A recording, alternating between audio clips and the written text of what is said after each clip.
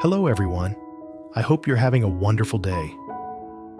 Today, we're going to explore a quiet yet deeply emotional story about silence, love, and the misunderstandings that come from caring too much. Through the journey of Huyen and little Maya, we'll witness how a few days of absence can slowly turn into worry, fear, and emotional distance, and how honesty and connection can bring people back together. This is a story about ordinary lives, but with feelings that many of us have experienced at least once. Choosing silence to protect someone, only to realize that silence can hurt the most. If you find this story meaningful, don't forget to subscribe to the channel so you won't miss our upcoming videos. Let's begin. In the early days of the new year, the countryside seems to slip into a different attire. The air is crisp and cool, carrying the familiar scent of damp earth and rice straw. Pale golden morning sunlight filters through the thatched roofs and mud walls, slanting gently onto the small yard, still glistening with dew. In the distance, birds call to one another in cheerful chorus, mingling with thin wisps of kitchen smoke drifting upward, creating a scene of profound tranquility. Huyen stands in the middle of the yard, lightly adjusting the strands of hair that the spring wind has tousled. She smiles, her voice low and warm, delivering New Year greetings to those around her. She doesn't need many words, just a few simple sentences, yet they carry such sincerity and peace that anyone who hears them cannot help but feel comforted. Beside her is Maya, her clear eyes still heavy with sleep, clutching her little school bag tightly as if afraid it might disappear. The child presses close to her mother, repeating the New Year wishes in her sweet, childish voice, making everyone who hears it smile involuntarily. Huyen bends down to look at her daughter, then lets her gaze drift farther toward the endless rice fields stretching out in tender green. To her, those paddies are more than just rice plants. They are a long story of alluvial soil slowly building up, of the gentle March drizzles, of the fierce July storms, and of the quiet drops of sweat from countless mothers and fathers who toil year after year. Softly, she hums an old lullaby, the one she used to sing to put Maya to sleep when she was still very small. Her voice is gentle, yet it carries a faint trace of sadness, like morning mist that hasn't yet cleared. In the midst of that peaceful moment, an indistinct emptiness suddenly appears in Huyen's heart. She doesn't understand why she feels this way until she realizes it has been several days since Jay last came by. No messages, no familiar morning greetings. Usually, no matter how busy he was, he would find a way to pass by, exchange a few words, or at the very least send a short text. But not today, not yesterday, and not the days before either. The smile remains on Huyen's lips, but a flicker of worry passes through her eyes.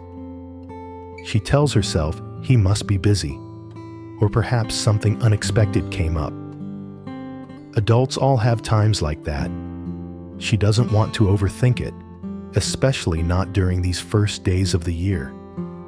Yet the more she tries not to think about it, the greater the unease grows, creeping in like the chill of early spring wind across bare skin.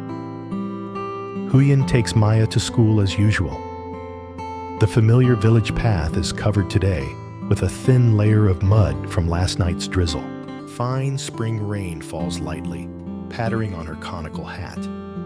She holds her daughter's hand tightly, walking slowly so Maya won't slip. Suddenly, Maya looks up and asks in her clear little voice, "Mama, why hasn't Uncle Jay come to play lately?" The unexpected question makes Huyen pause for a moment. She bends down, smiles, and pats Maya's head, as always. Uncle Jay is just a little busy, sweetheart. After I drop you off, Mama will go visit him. The smile is tender, but it cannot fully hide the rising anxiety inside her. In her mind flashes the image of the old wooden door at G's house, tightly closed for days now. No sound, no sign of life. She tries to push away the dark thoughts, telling herself he might have gone somewhere for work or returned to his hometown. But the harder she tries to think positively, the heavier her heart becomes. After seeing Maya into class, Huyen doesn't linger as she usually does. She turns and walks faster toward the path leading to Dieu's house. That familiar road suddenly feels endlessly long. Each step seems to carry the rapid beating of her heart. When she arrives, she stops in front of the closed door. No barking dog, no human voices, only the steady sound of rain and the cold, damp air enveloping everything. Huyen stands motionless for a long time, clutching the strap of her bag, eyes fixed on the door as if trying to see through the thick wood. A shiver runs down her spine. She softly calls his name, her voice small and slightly trembling. No one answers. For the first time, that silence fills her with fear. Not fear that something terrible has happened, but fear of what this very silence might be hiding, something she isn't ready to face. Meanwhile, in another place, Jay lies in his small thatched house. The light is dim. Wisps of herbal smoke drift lazily in the cramped space. He lies on the old bamboo bed, body burning with fever that has lasted since yesterday. Sweat beads on his forehead, soaking into his disheveled hair. Wind slips through the cracks in the door, bringing the smell of wet earth after rain, making him shiver. He tells himself it's just a mild cold. Perhaps he caught it from Hana, the woman he brought home for a few days to help when she was in trouble. Hana has recovered and left, but he remains weak and dizzy. He doesn't dare open the door, doesn't dare go to Huyen's house. Just the thought of possibly infecting her and Maya tightens his chest. He forces himself to sit up, trembling as he boils water for a herbal steam. The scent of lemongrass, kaffir lime leaves, and mint spreads through the room, somewhat easing his headache. But the more he tries to care for himself, the lonelier he feels. In his mind appear Huyen's morning laughter, Maya's tiny hand reaching for his when she runs around the yard. Those images are warm, yet they pierce his heart. Why did he choose silence? Because he was afraid of troubling her, afraid of making her worry, and deeper still, afraid of becoming a burden. He believes that if he endures it alone, everything will be fine. Yet that very silence hurts him more than the fever itself. He looks out the window toward the road leading to Huyen's house, now blurred in the morning mist. Inside him, a fierce struggle rages. He wants to go there right now, wants to tell her he's okay, that it's only temporary, but his feet remain still. Just one more night, he whispers to himself, just until I get a little stronger. He doesn't know that while he chooses to suffer alone, the worry in Huyen's heart grows with every passing hour.